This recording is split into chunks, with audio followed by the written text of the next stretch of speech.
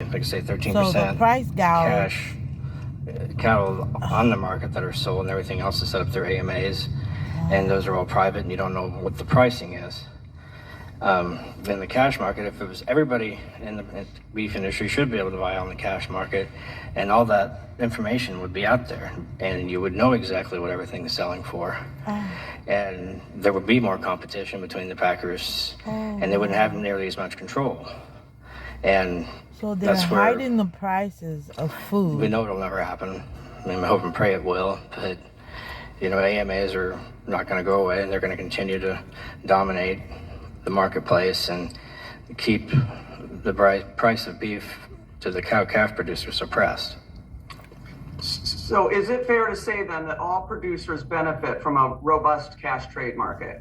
That is correct. Stop eating. Thank you. And Mr. Stockton, in your nearly 50 years as a rancher, how has the value of your product changed, and what has that led to within your community? Let me turn this down. Ma'am, as I said in my... These people are fighting over beef and how much beef should be cost. Like, it shouldn't be a fight. Oh, God. Jesus Christ. Has been halved over that 47 years. Up the smaller ranches consolidated. That's the reason why I think Elon Musk or one of them rich people went and bought him properties with thousands and thousands of lands, like where he could plant on it. You know what I mean? If you could plant something, that means you could grow. If you could grow, that means you could raise animals. Pay attention, y'all. Pay attention. The United States government has been extraordinarily successful. It's hollowed out rural America, all the way from Grass Range, Montana to Lumpkin, Georgia, where I was told not to use this word. I'm sorry, but I can't think of another word. Rural America is one huge slum. And this is a result of the lack of antitrust enforcement. And the way that we've elected to... looks like. If we don't act on this in Congress now, what do you think the future looks like? Terrible. I think terrible.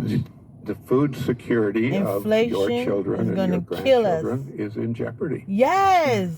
When you have, you know, we're talking about the beef cartel at this hearing, but this isn't the only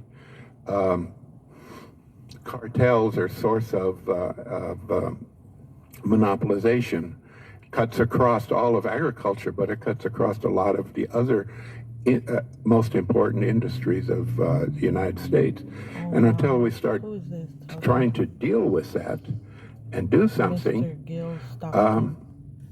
we're simply vulnerable to every vagaries of the weather, which I shouldn't call it vagaries because it's getting very pronounced, and things that are happening in other countries that which we have no control. For instance, this invasion of the Ukraine by Russia. I mean, that affects us. I told y'all. To use a phrase, it does. America first here. It's affecting us like in a major way. The interests of the people of the United States and their security and their needs. The gentlelady's time has expired. Now the gentleman with the solutions and let them innovate, as the chairman suggested, in terms of making the next best things. And to me, the best government is a government that stays out of the way when it comes to marketing and lets the good of the people come up with the great ideas and move an industry in the direction it needs to go. And that's what we've done over the last 20